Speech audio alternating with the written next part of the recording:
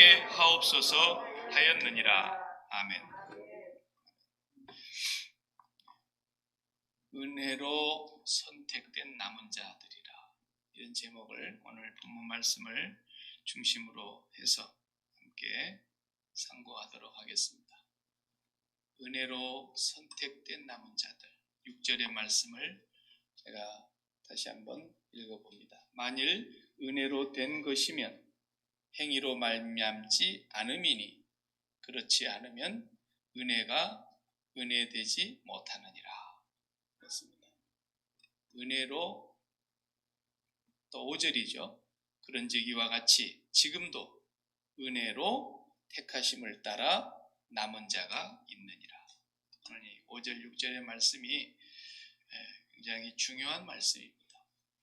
창세기부터 계시록까지 하나님이 인간을 구원하시는 역사를 구속사라 그럽니다. 구속사. 그냥 일반 우리가 살아가는 것은 히스토리, 역사라 그러죠. 그러나 구원의 역사, 하나님이 모든 인류를 다 구원하시지는 않으셨어요.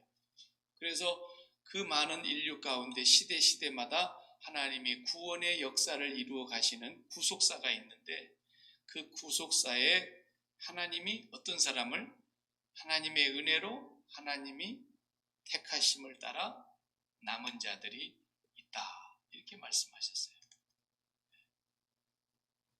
남은 자 사상이 주로 이제 이사야 선지자를 읽어보면, 이사야서를 다 읽어보면은 남은 자에 대한 구원, 이런 표현을 이사야가 처음으로 썼던 거예요. 남은 자 사상이라 그렇게 하는데, 이사야 6장을 읽어보면 그런 말씀이 나옵니다. 이따 한번 우리 같이 찾아보도록 하십시다. 이 남은 자, 영어로 렘넌트라 그러죠. 렘넌트. 그 단어의 뜻은 그냥 찌꺼기, 짜투리.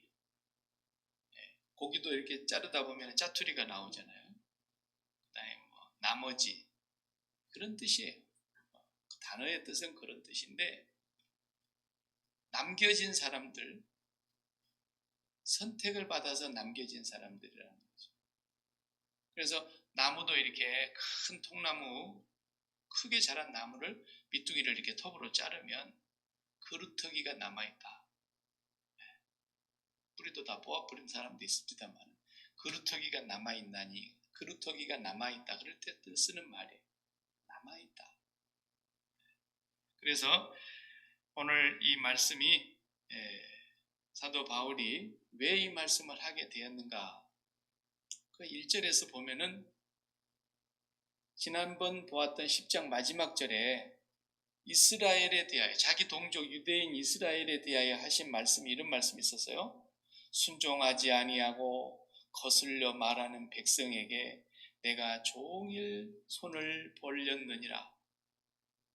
회개하고 돌아오라고 하나님이 마치 그냥 그 병아리를 암탉이 품 안에 이렇게 막 모으는 것처럼 하나님이 손을 벌려, 품을 벌려서 그 선택받은 하나님의 선민들을 회개로 돌아오라고 그렇게 요구하셨는데 안 돌아왔다. 그래서 11절에 말하세요.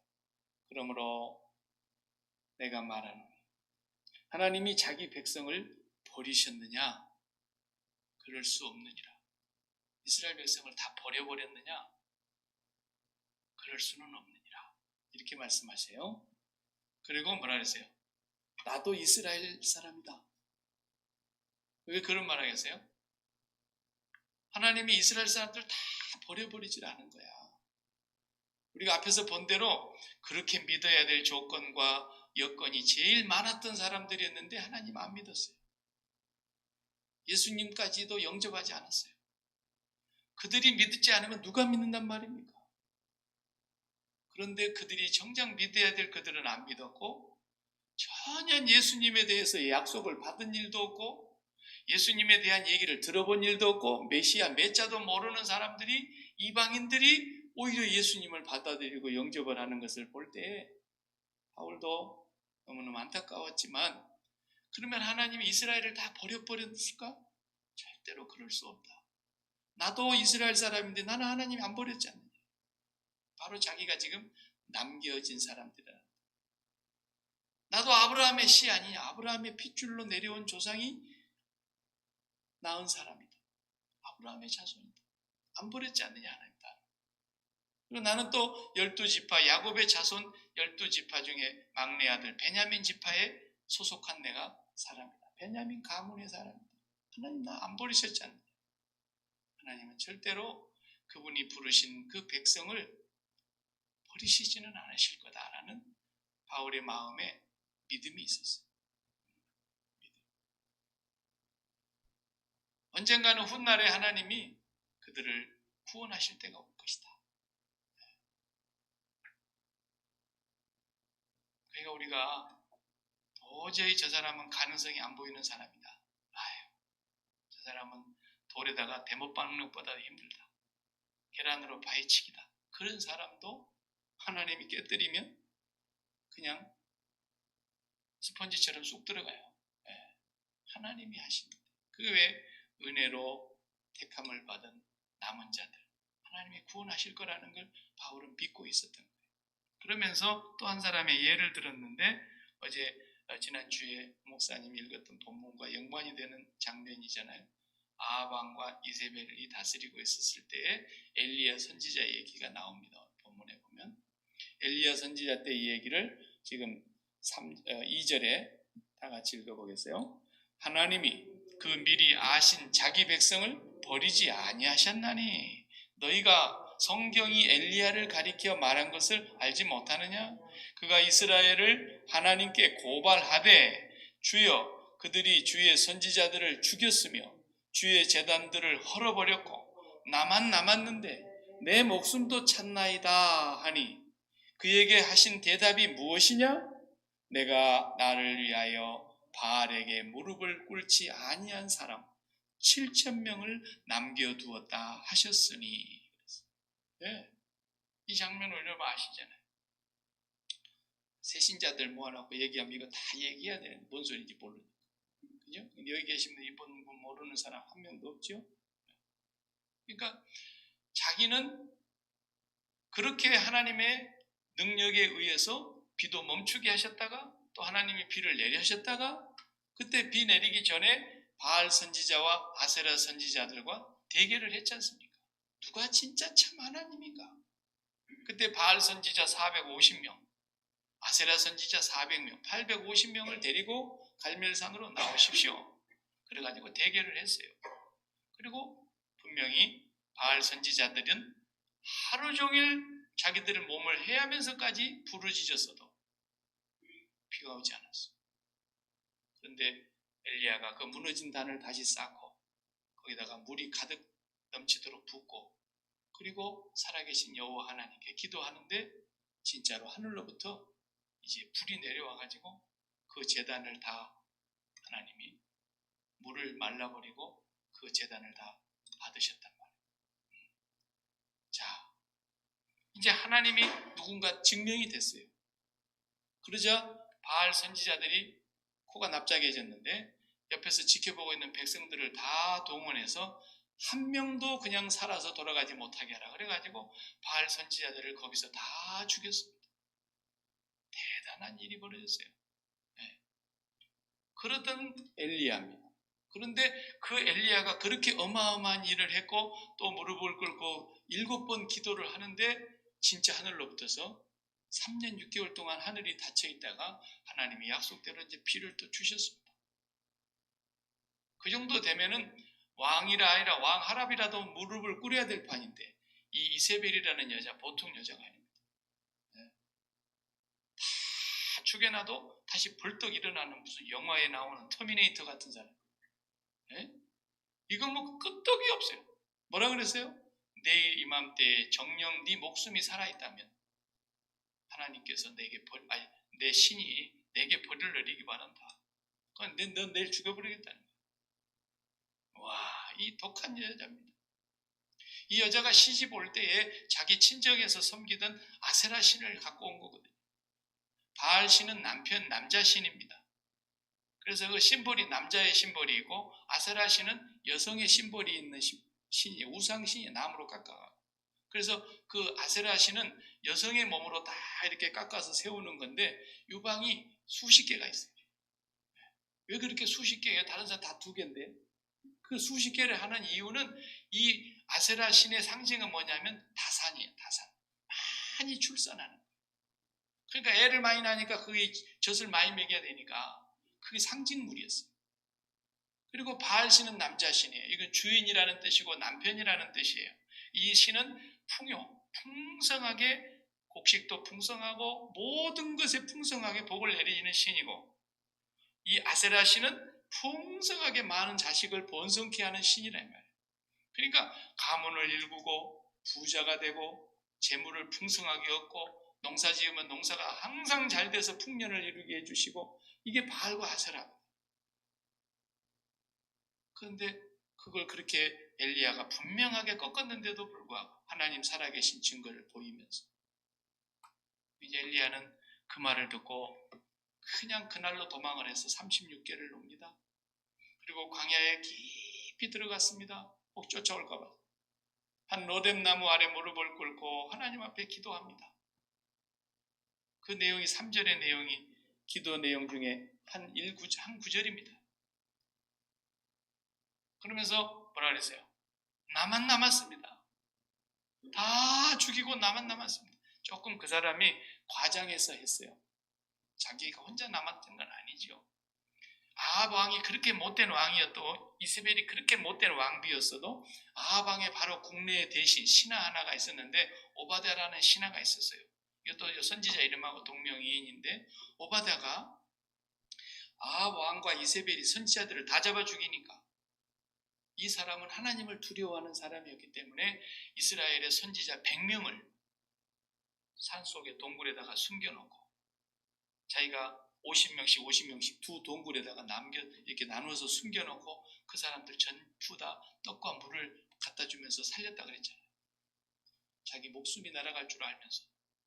이게 거의 다 죽었다는 거예요. 지금 엘리야는 나만 남았습니다 그러지만 사실은 혼자일까요? 아니에요. 남아 있었어요. 성경에 보면 분명히 그렇게 나와요. 엘리야를 만날 때까지도 100명이 지금 동굴에서 숨어 있다는 걸 엘리야가 알고 있었어요. 근데 가서는 그렇게 얘기합니다. 이세벨이라는 여자가 다 죽이고 나만 남아서 겨우 목숨을 부지하고 있습니다. 나는 이제 죽어도 더 원이 없습니다. 제 목숨을 취하여 주십시오. 이렇게 얘기하잖아요. 그때 3절에 말씀을 엘리야가 그렇게 하니까 4절에 하나님이 대답하셨습니다. 바알에게 무릎 꿇지 아니한 사람 7,000명을 남겨두었다. 어마어마한 숫자입니다. 7,000명. 그러니까 우리가 생각해 볼 때에는 엘리야도 이해를 못한 거예요. 어떻게 이럴 수가 있나? 어떻게 저렇게 사람이 악할 수가 있고, 이세벨이라는 저 여자가 어떻게 저렇게 잔인무도하고 하나님을 두려워할 줄 모르고 하나님이 살아계신 것을 똑똑히 봤으면서도 눈 하나 깜짝하지 않고 하나님의 선지자들을 다 죽이고 나도 죽여버린다 그러니까. 엘리야는 다윗만큼은 용감하지는 않았던 것 같아요. 믿음이. 그렇게 하나님이 기적을 보여주시면서 능력을 나타냈으면 그래 죽이려면 죽여봐라 하고 덤벼써야 되잖아요. 도망갔어. 사람이 성령이 충만했다가도 이럴 수가 있는 것 같아요. 엘리야를 보면. 목사는 그냥 믿음이 항상 좋아가지고 항상 그냥 목사는 어떤 일을 당해도 아무렇지도 않고 그럴까요? 안 그래요. 엘리야도 우리와 똑같은 성정을 가진 자라 그랬어요. 똑같은 인간이에요. 하나님이 붙들지 않으면 그냥 아무것도 아닌 헛개비죠.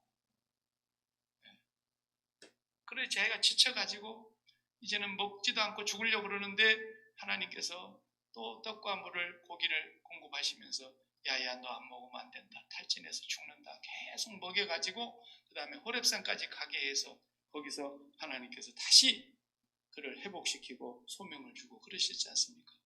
그리고 네가 이제 힘들면 네 제자 엘리사에게 기름을 부어라. 그리고 에후에게 가서 네가 기름 붓고 에후를 왕으로 삼아라. 그러면 에후가 아합을 죽일 것이다. 다 일러주셨어요. 네? 그러니까 하나님께서는 남겨둔 사람이 있더라는 게 남겨둔 사람. 어느 시대든지 있어요. 창세기 아담을 창조한 이후로 그렇게 많은 사람이 세상에 번성했는데 얼마나 많은 인구였는지 뭐 숫자는 헤아릴 수 없어도 엄청나게 인구가 많았어요. 왜? 오래 살았으니까. 900살 이상씩 사는 사람도 많았고 뭐 600살은 그냥 애야 애. 600살 잡수신 분하고 900살 잡수신 분하고 같이 밥상에서 앉으면은 600살 먹은 사람은 그냥 노아는 어리광 부려야 되는 거야. 네. 그렇게 장수를 하니 사람이 얼마나 많이 살겠어요. 그런데 그 많은 사람들을 하나님이 기뻐하지 아니하셨고 싹 다 그냥 매주 화요일날 우리 여기 동네는 다 쓰레기 처분해서 가져가는데 하나님이 그냥 전부 가베지 집어넣어서 싹 다 물로 청소해서 깨끗이 청소하고 남겨둔 사람은 노아와 가족만. 그 시대는 그렇게 됐어요. 하나님 그때 청소를 안 해줬으면 지금 우리가 이 지구상에 못 삽니다. 무서워서 못 삽니다. 그 정도 청소를 해주시고 다시 한번 세상을 바꿨기 때문에 이 정도입니다. 우리 한 달 동안만 저 쓰레기 치운 사람들 파업해가지고 쓰레기 안 가져가 봐요. 동네 그냥 쓰레기 냄새 나서 날씨가 추워지 망정이지 여름 같으면 온 동네가 그냥 썩은내 진동할 거 아니겠습니까? 세상이 그렇게 됐습니다.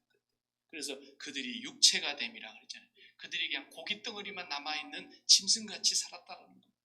하나님이 이걸 청소하지 않고서는 사람이 살 수가 없었어요.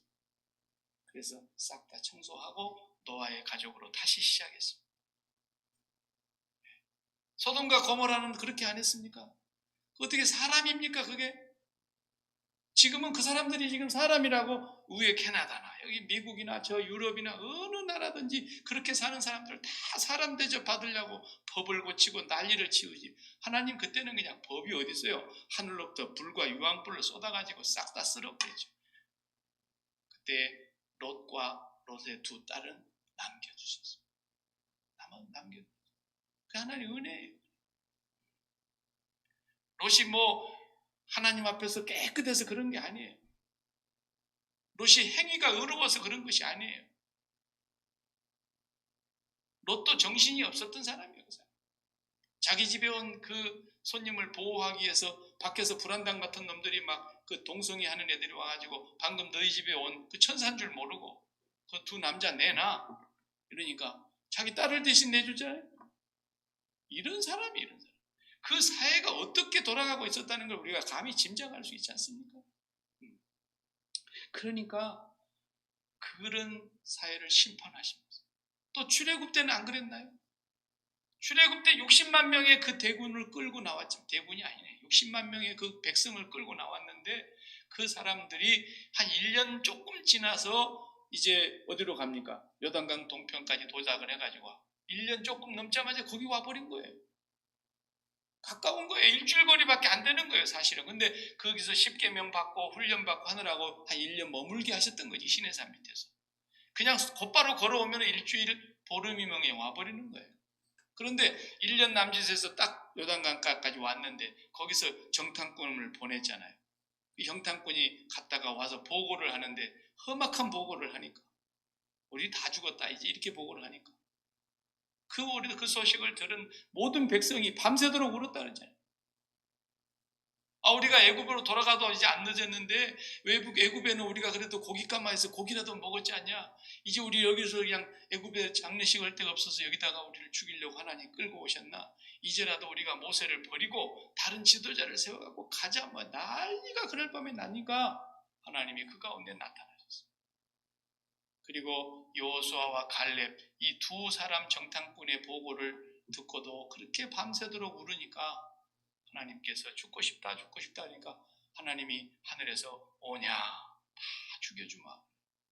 그래갖고 여호수아와 갈렙만 남기고 다 죽였습니다. 1세대가 전체가 다 죽었습니다. 광야에서 2세대, 3세대가 태어나서 들어간 것이지 1세대로 홍해바다를 건넌 사람은 여호수아와 갈렙에는 다 죽었습니다. 보십시오. 그러니까 하나님은 남은 자를 빼놓고는 다 쓰레기 취급하시는 거예요. 노아의 시대 그렇게 한번 청소하고 출애굽 시대도 청소하고 소돔과 고모라 시대도 청소하고 어느 시대든지 하나님이 청소하시는 거예요. 계속. 남은 자 외에는 하나님이 귀하게 여기는 것이 없어요. 남은 자만 구원을 받는 자들이.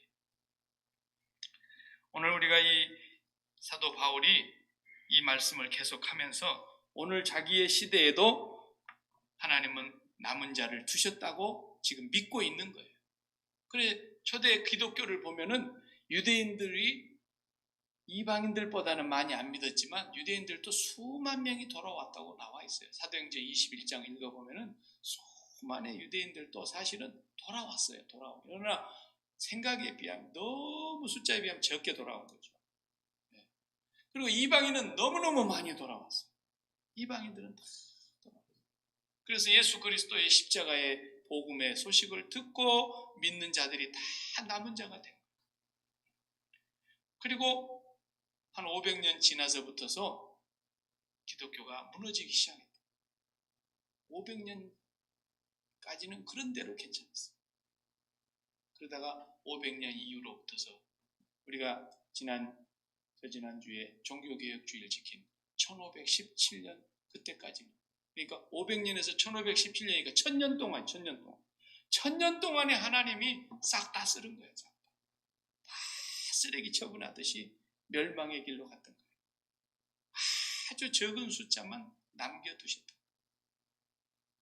그래서 종교개혁자들과 그들이 하나님의 말씀을 오직 믿음으로, 오직 은혜로, 오직 성경으로 돌아가서 하나님의 복음의 말씀을 바르게 전했고 그 믿는 자들만 하나님이 구원하신 겁니다.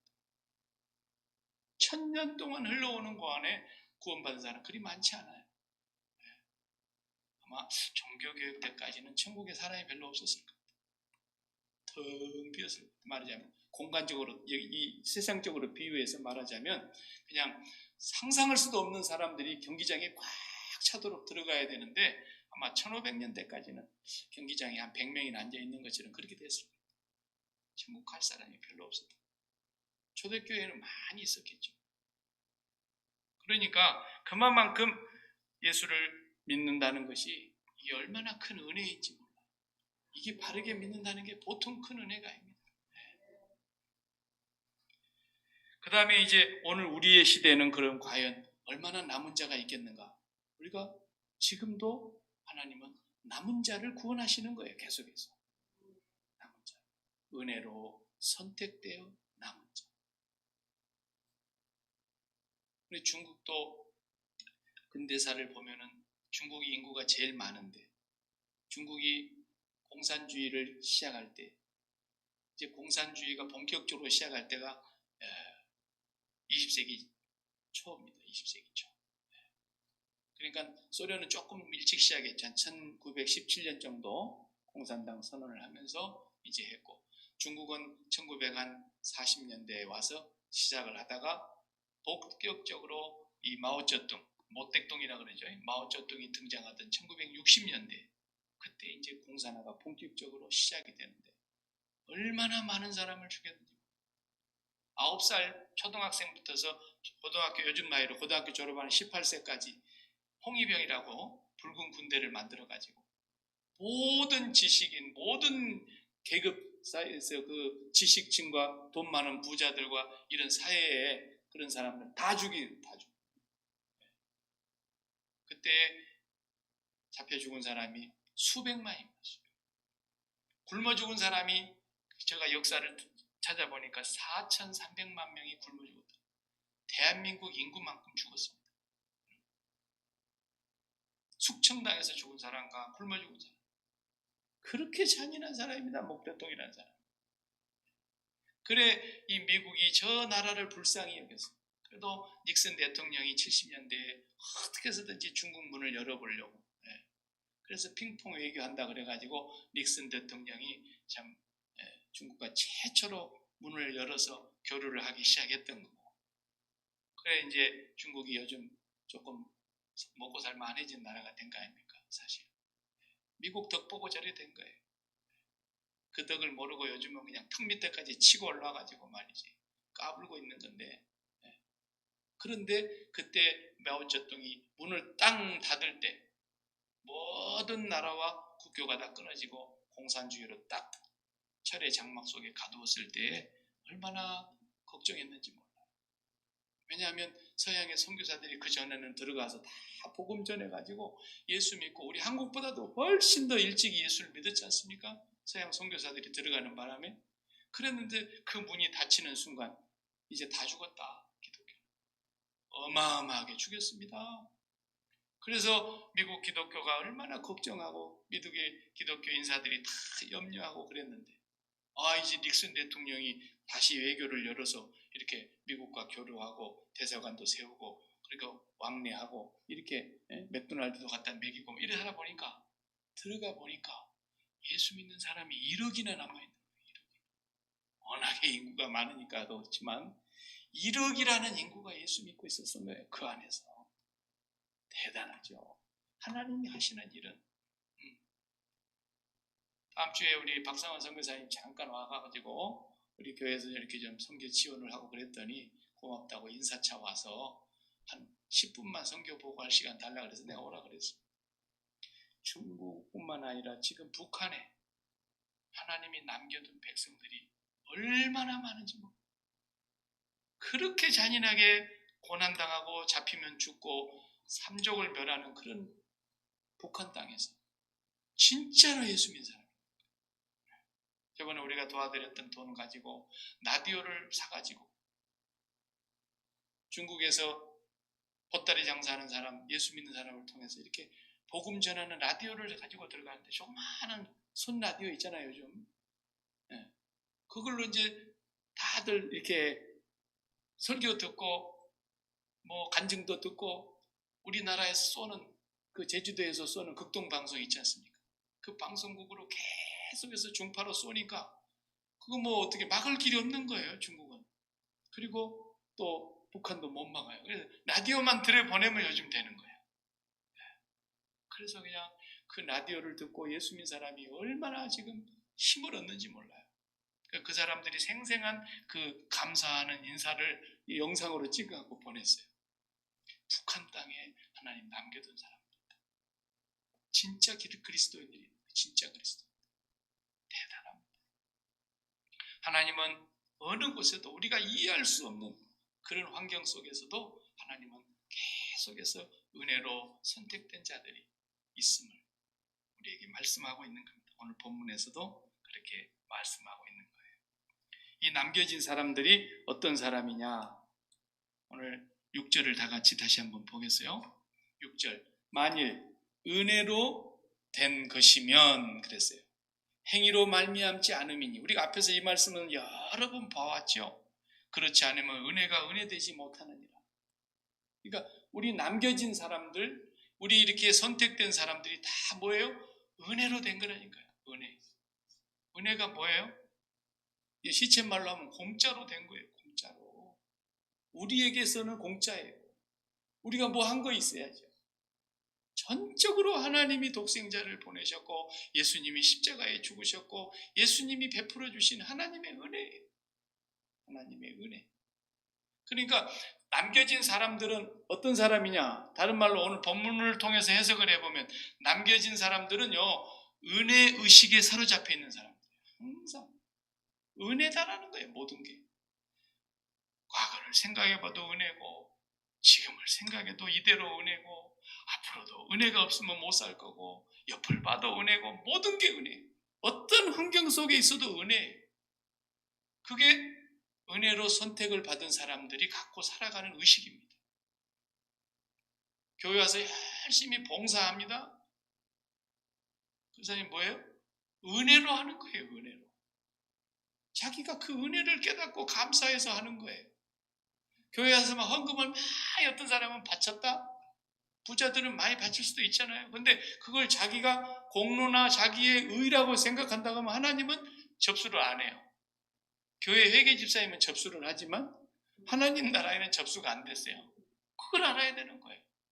어떤 것만 접수가 되는 거예요? 10원을 바쳤던 1달러를 바쳤던 10,000달러를 바쳤던 어떻게 해요? 은혜로 바치는 거예요. 은혜 감사합니다. 은혜 감사합니다. 내가 무엇을 들여서 은혜를 갚을 수가 있겠습니까마는 나는 하나님의 은혜밖에 없다는 것을 아니까 은혜로 감사합니다. 그게 표현하는 거예요. 그러니까 주여 우리에게 믿음을 더해 주소서 이렇게 제자들이 얘기를 하니까 누가복음 7장에 예수님께서 그래 믿음을 더해 줄게 그러면서 쓰신 예화가 뭐예요? 예수님이 하신 말씀.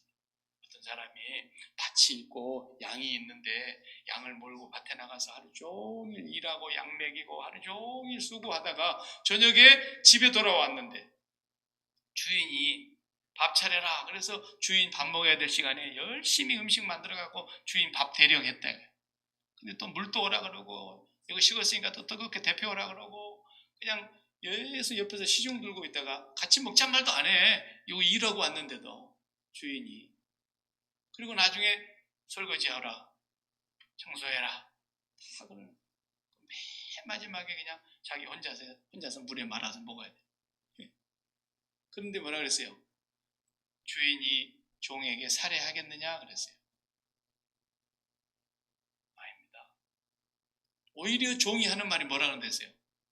나는 무익한 종이온데 마땅히 할 일을 한 것뿐입니다. 이렇게 말해야 할지니라 그랬어요. 그게 믿음이라는 거예요. 왜? 은혜로 받은 거니까. 하나님이 우리에게 베풀어 주신 은혜로 생각하면은 우리는 어떤 것도 내 의가 아니에요. 다 은혜로 하는 겁니다. 은혜로. 그러니까 교회에서는 은혜로 안 하면 어떻게 돼요? 원망과 불평소리가 나오게 돼요. 누구는 뭐 태어날 때부터 금수저 태어나고 하루 종일 일하다 왔는데 교회까지 와서 일하라 그러네. 그렇게 생각하게 들면 일 안 하면 되는 거예요. 교회는 그렇게 일해갖고 하나님께 영광이 되는 게 아니니까. 어떤 사람만 일하는 거예요? 그냥 은혜로 일하는 거예요. 무슨 일을 해도 은혜로 하는 거예요. 그러니까 우리가 은혜로 일하니까 지금 다 기쁨으로 하는 거 아니겠습니까? 아이고 바닷가는 거 이거 업자한테 맡기면은 10,000불 이상 들어갔을 텐데 그냥 허리가 휘청거리는데도 와서 이렇게 하면서 하는 게 다 뭐예요? 은혜로 하는 거예요. 왜? 교회 가서 일했는데 돈도 안 주더라. 그러면 되겠어요? 그러니까 우리는 전부가 다 은혜로 하는 겁니다. 혹시 박 목사가 아주 몰인정해가지고 칭찬도 인색하고 좀 잘했다고 칭찬하면 어디 입술에 곰팡이 피나 아유 좀 잘했다고 얘기라도 한마디 해주지. 나는 안 해. 할 필요가 없어 사실은. 또 누구는 하고 누구는 안 해줄 수도 없고 누구한테는 칭찬을 막 저렇게 그냥 입에 침이 마르도 하더니 나한테는 한마디도 안 하네. 또 그럴까 봐서 아예 나는 아무 말도 안 해 그냥. 그러니까 또 어떤 사람인데 칭찬은 고래도 춤춘답니다. 웃기고 자빠졌네 내가 그래서.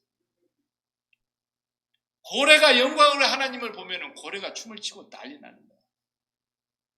영광의 하나님을 고래가 바라봐봐요. 고래가 가만히 있을 것 같아요. 칭찬 끝까지 그 받고 고래가 춤을 출 것 같아요. 영광의 하나님 앞에서 고래는 그냥 미쳐 뛰는 거지. 너무 좋아서. 우리는 늘 거기를 사모하면서 그렇게 살으려고 결단을 해야 되는 거예요. 우리 마음. 그래요. 다른 사람 옆에서 칭찬해 주세요. 박 목사가 또 이렇게 칭찬에 인색하더라도 여러분은 또 칭찬해 주셔야지. 또 그런다고 그냥 한마디도 안 하고 그냥 입을 그냥 자꾸로 닫으시게 하고 있으면 또 되겠습니까?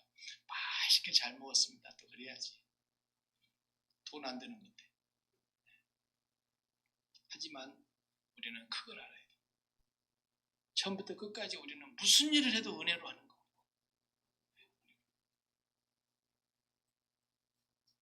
다른 사람이 칭찬을 해줄지라도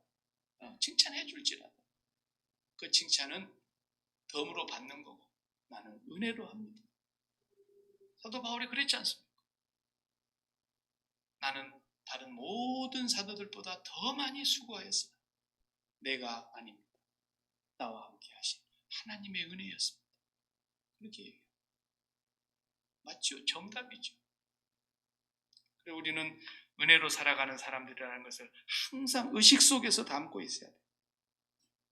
한번 여러분 이제 이사야 6장을 펴서 읽어보겠습니다. 먼저 7절 8절을 읽고 7절 8절을 읽고 이사야 6장으로 넘어가겠는데 7절 다 같이 그런즉 어떠하냐 이스라엘이 구하는 그것을 얻지 못하고 오직 택하심을 입은 자가 얻었고 그 남은 자들은 우둔하여 졌느니라. 기록된 바 하나님이 오늘까지 그들에게 혼미한 심령과 보지 못할 눈과 듣지 못할 귀를 주셨다 함과 같으니라. 아멘. 이게 무슨 말입니까? 기가 막힌 말씀 아닙니까? 이 말씀을 보면은 도대체가 이스라엘 백성들이 들어도 깨닫지도 못하고 봐도 알지도 못하고 들어도 듣지 못할 귀가 되고 오히려 혼미한 정신에다가 우둔해지기까지 했다는 거예요. 자, 그러면 한번 이사야 6장을 펴서 읽어보죠. 이 말씀이 지금 이사야 6장의 말씀인데 이사야 6장의 말씀을 인용한 말씀인데 이사야 6장 1절에는 우시야 왕이 죽은 때에 그 이사야가 하나님의 보좌를 환상으로 보게 되지 않습니까? 그리고 거기서 하늘로부터 음성이 내리고 많은 소명의 역사가 있었어요. 그래가지고 누가 나를 위해서 갈고 하나님이 말씀하실 때에 이사야가 대답을 하죠. 자, 8절 내가 또 주의 목소리를 들으니 주께서 이르시되 내가 누구를 보내며 누가 우리를 위하여 갈고 하시니 그때에 내가 이르되 내가 여기 있나이다 나를 보내소서. 이사야가 이제 소명의 부름에 응답을 하는 거예요. 그러자 9절을 여러분 보십시오. 하나님이 뭐라고 말씀하시는가? 여호와께서 이르시되 가서 이 백성에게 이르기를 너희가 듣기는 들어도 깨닫지 못할 것이요 보기는 보아도 알지 못하리라 하여 이 백성의 마음을 둔하게 하며 그들의 귀가 막히고 그들의 눈이 감기게 하라. 염려하건대 그들이 눈으로 보고 귀로 듣고 마음으로 깨닫고 다시 돌아와 고침을 받을까 하노라 하시기로. 기가 막힙니다. 아니 하나님이 이사야를 보냈으면 가서 저들의 마음이 듣고 깨닫게 하고 듣고 가슴을 치고 회개하고 하고 그들이 눈으로 봤으면은 알게 하고 이래야 될 거 아니겠습니까? 그런데 하나님 하시는 말씀이 가는 사람한테는 되는 거야. 야 가서 얘기해봐라마는 도무지 그놈들은 못 알아들을 거다. 봐도 못 깨달을 거다.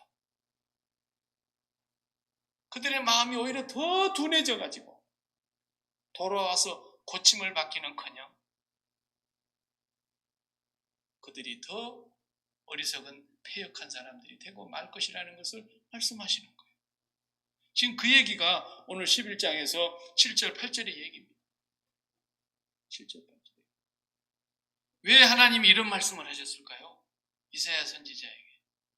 이사야를 읽어보신 분 다 알지만 이사야 1장만 읽어봐도 기가 막히잖아요. 이사야 1장만 읽어봐도 내가 너희들이 드리는 그 제물 그것에 배불렀고 수양의 기름과 그 모든 번제물이 내가 정말 이제는 냄새가 나도록 질린다. 누가 저 성전에 와서 그렇게 제사 드리는 사람들 오지 못하도록 좀 문을 닫고 오지 못하게 했으면 좋겠다. 내가 역겨워서 견딜 수가 없다. 아니 언제는 제사 드리라고 해놓고 하나님이 이사야를 통해서 그렇게 말씀하시는 거예요. 소도 고유를 알고 나귀도 주인을 아는데 이스라엘은 알지 못하는도다. 머리끝부터 발끝까지 쇠몽둥이로 맞은 흔적밖에 없는데 얼마나 더 맞으려고 저러는지 모르겠다. 그러면서 하나님이 애통해 하시잖아요. 그러니까 가서 얘기는 해봐라마는 못 알아들을 거라는 거예요. 깨닫지도 못할 거라는 거예요. 손에 쥐어줘도 알지도 못할 거라는 거예요. 오히려 심판의 말씀을 하십니다. 저는 목회하면서 그런 경우를 많이 경험해 봤습니다. 아무리 얘기해도 못 알아들어요. 아무리. 교회는 그렇게 오래 다녔는데도 구원을 못 받는 것 같은 삶을 사는 거예요. 못 알아들어. 왜 못 알아들을까? 내가 못 알아듣는 방언을 한 것도 아니고 그 사람이 내 말을 못 알아듣는 외국 사람도 아니고 그렇게 수십 년을 들었을 텐데 못 알아들어.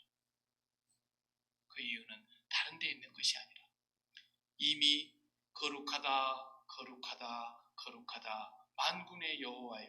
거룩하다는 말이 무슨 말이에요? 최고로 좋다, 최고로 좋다, 이보다 더 좋을 수 없다, 그런 뜻이잖아요. 하나님의 그 광경을 보니까 그 천상에서부터 보좌에서로부터 하나님의 옷자락이 쫙 땅에 널어뜨려져 있는데 너무 아름다웠어, 너무 황홀했어. 거룩하다고 찬송이 나오는 거예요, 하늘로부터. 그런데 왜 그 하나님의 말씀을 못 알아들을까요? 이 세상이 너무 거룩해서 그런 거예요. 이 세상에 내 마음속에 거룩한 걸 너무 많이 담아갖고 사니까 이미 내 마음속이 꽉 찼어. 뭘로? 세상에서 제일 거룩하다고 좋은 것들. 이 세상의 정욕으로, 이 세상의 가치로 꽉 차 있는 거야. 그 중에 재물도 있고, 그 중에 자식도 있고, 그 중에 성공도 있고, 그 중에 번영도 있고, 그 중에 모든 출세도 있고, 모든 명예, 모든 권력, 모든 인기, 이 세상이 좋다는 거룩하다고 하는 그 모든 것들이 꽉 차 있기 때문에 죽었다 깨나도 그 가슴 속에 하나님의 말씀이 안 들어가는 거예요. 안 들어가. 그래서 이스라엘 백성이 망한 겁니다. 요즘은 호세아서를 우리가 새벽에 보고 있는데, 호세아서는 이스라엘이 가장 번영했을 때에 쓴 선지자의 글입니다. 이스라엘의 역사에 그보다도 더 번영했던 때가 없어요. 북왕국 이스라엘이 가장 번영했다가 완전히 망했죠.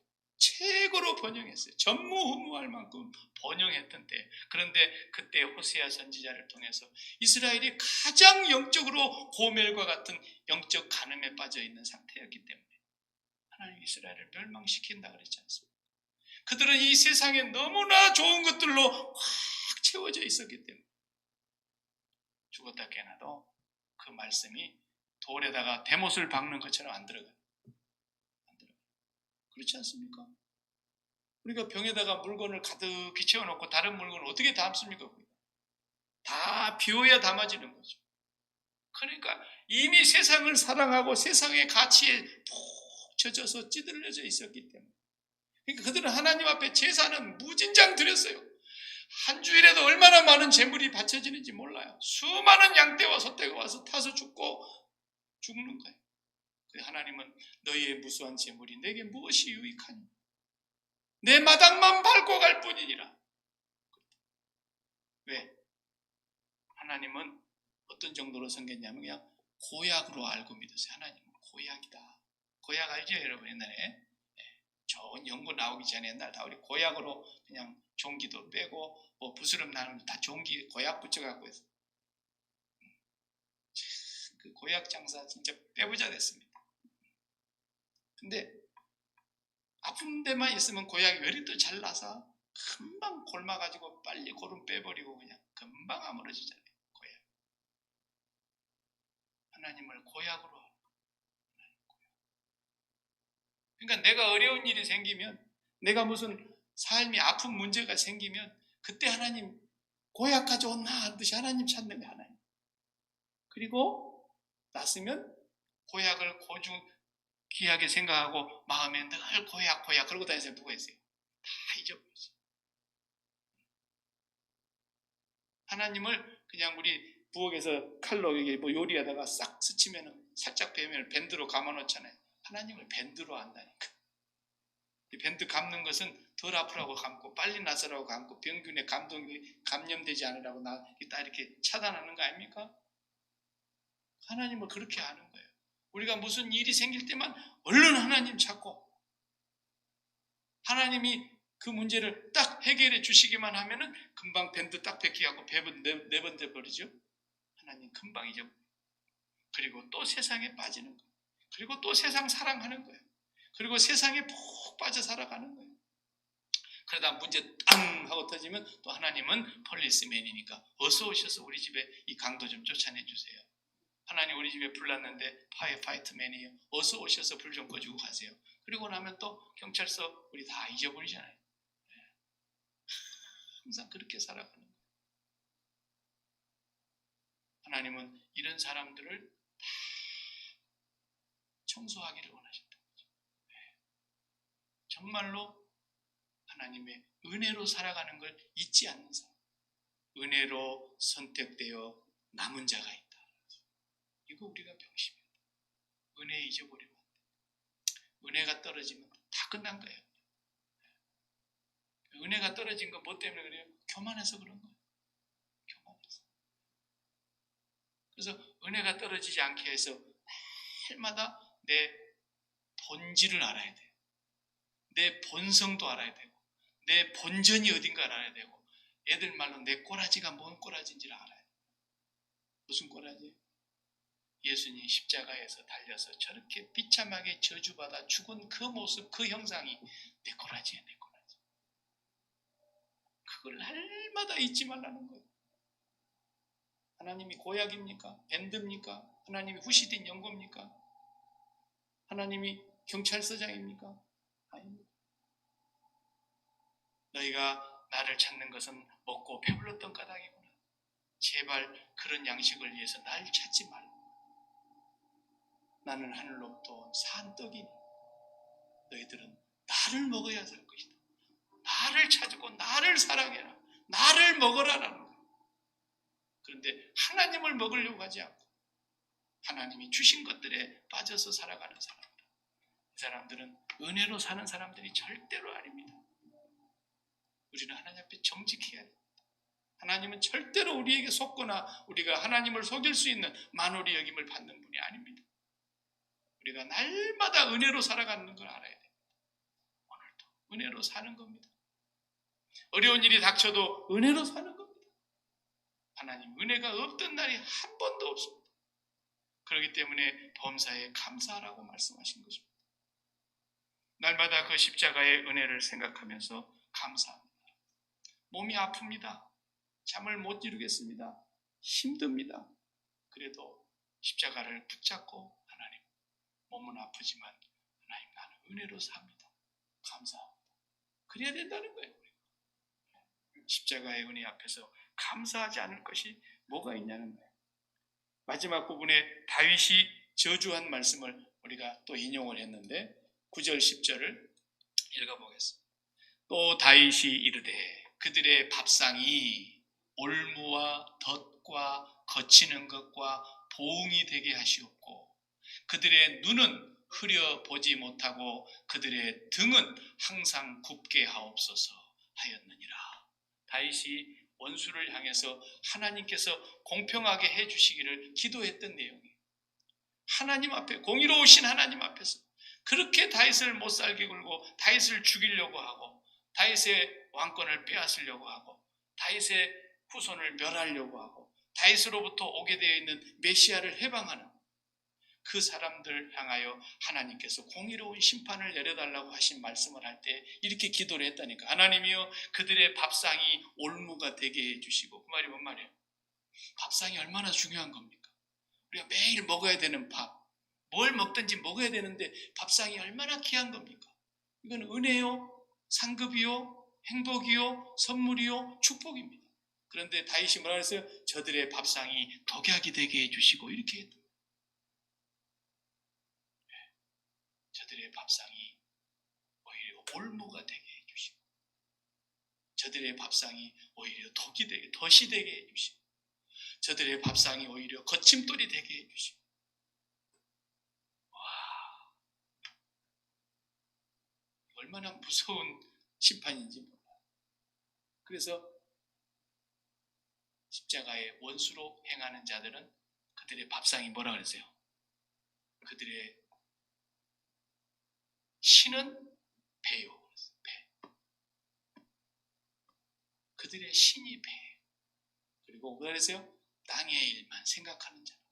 그들이 배를 채워야 되겠는데 이 허기진 배를 채우는데 뭘로 채워요? 땅의 일만 갖고 채우는 거예요.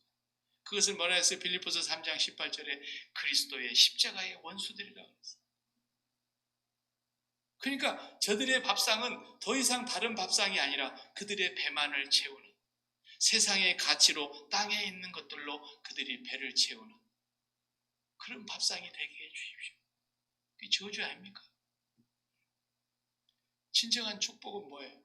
하늘로부터 오는 양식이 되게 해주시고 저들의 밥상은 하늘 양식이 되게 해주시고 저들의 밥상은 영원히 목마르지 않는 생수로 충만하게 해주시고 이렇게 하는 것은 축복이죠. 예수님께서 그 양식을 우리에게 주시지 않습니까? 인자가 이 양식을 너희에게 주노라. 그래서 인자의 살을 먹지 아니하고 인자의 피를 마시지 아니하면 그 속에 생명이 없느니라. 그러니까 남은 자들은, 은혜로 선택되어 남은 자들의 밥상은 뭐예요? 그 먹거리는 뭐예요? 그들의 마음의 밥상, 마음의 먹거리는 항상 뭐예요? 위의 것을 찾는 거예요. 그 생명은 저 위에 감춰져 있다. 그 위에 감춰져 있는 그 생명이 나의 진정한 내 목숨, 내 부식해다. 그것이 있기 때문에 오늘 내가 있다. 이런 거예요. 뭐 이제 선거 발표나고 대통령이 누가 되는 것 같은 지금 아직 결정이 안 났습니다만, 그 대통령 밥상을 지금 한 개밖에 없는 밥상인데 서로 먹겠다고 난리 아닙니까? 예? 내가 먹을 거야. 그러니까 또 저쪽에서는 왜 네가 먹어? 내 건데. 이러고 지금 있는 거예요. 그 밥상이 뭐예요? 아무것도 아니에요. 하나님이 보실 때는 그것은 땅에 있는 너예요. 땅에 있는 너. 그러니까 그거 금방 없어지는 거예요. 4년 했으면 이제 그만해도 돼요. 예수만 잘 믿으면 돼요. 트럼프는 뭐 안 돼도 어때요? 하나님 잘 믿으면 되지. 근데 대통령도 못 되고 하나님도 잘못 믿고 그럼 뭐예요? 저주지. 누구라도 맞아요. 바이든이 대통령이 될지 누가 될지 이제 발표 나봐야 알겠지만, 대통령이 된다 한들 그 밥상 가지고 먹고 살다가 예수 제대로 잘못 믿고 저주받으면 그게 뭐냐고. 아무것도 아니죠. 그러니까 오늘 우리의 밥상에 정말 축복의 밥상이 돼야 돼요. 우리의 마음의 먹거리가 뭐가 돼야 되느냐? 영원히 없어지지 아니하는 그것이 우리의 양식이 돼야만이 우리가 안 없어질까요? 그래서 영원히 없어지지 아니하신, 영원히 존재하시고 영원히 어제나 오늘이나 동일하신 예수 그리스도가 우리의 밥상의 먹거리이기 때문에, 우리의 양식이 되어주시기 때문에 그것이 진짜 축복이다. 진짜 축복. 그래서 은혜로 선택받아 남은 자들은 그 밥상 먹는 사람들이고, 다윗을 멸하려고 하고 예수 그리스도의 오심을 막으려고 하는 그 원수의 세력은 다 뭐예요? 그 밥상 먹는 사람들은 다 저주받은 사람들이다. 다윗이 그 얘기를 하는 거죠. 오늘도 저와 여러분이 하늘로 마음의 기쁨을 얻으려고, 하나님, 내가 땅에 살다 보니까 땅에 어떤 마음 붙인 것들로 인해서 속상할 때가 있고, 섭섭할 때가 있고, 가슴 아플 때가 있고, 걱정이 될 때가 있고, 두려움이 올 때가 있고, 그렇지만 주여, 오늘도 내 마음의 밥상은 이런 것으로 내가 채우지 않고 이런 것을 십자가에 못 박으신 주님과 함께 나도 죽기를 원합니다 하고, 하늘 아버지 밥상, 목마르지 않는 생수, 영원한 주님이 참떡이 되시는 그분을 계속 먹으면서 기도해봐요. 그러면 틀림없이 그 마음에 하나님께서 성령으로 우리를 이끌어서 우리의 마음이 하나님께로 가게 하시는 거예요. 그럼 우리 마음이 힘을 얻죠. 그래서 세상에서 우리가 그런 일을 당하고 환난을 당하지만 담대해지는 거예요. 그리고 세상에서 줄 수 없는 그런 평안을 얻게 되는 거예요. 이것이 오늘 남은 자들이 누리게 되는 이 땅의 축복입니다. 은혜로 선택되어 남은 자들. 하나님의 선택과 이 부르심에는 절대 후회하심이 없다 그랬습니다. 그리고 하나님은 절대 포기하지 않으시고 우리를 버리지 않으실 것입니다. 하나님이 우리를 은혜로 선택했고 불렀기 때문에 절대로 우리는 그 하나님의 사랑에서 끊을 자가 없을 것입니다. 그러므로 우리는 매일 은혜의 의식 속에서 살아가야 됩니다. 무슨 일을 해도 은혜로 하십시오. 자랑할 건 십자가밖에 없습니다. 은혜로 하시고, 누가 보나 안 보나, 알아주나 못 알아주나, 누가 오해를 해도 내 은혜로 하십시오. 그리고 아직도 이 은혜를 깨닫지 못하는 자들이 언젠가는 돌아올 것을 우리가 기대하면서, 하나님은 오래 참으시는 분이니까 우리는 그들에게 복음을 전해야 할 것입니다.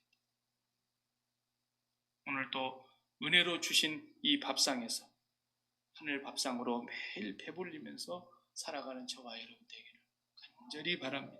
기도하십시다. 하늘로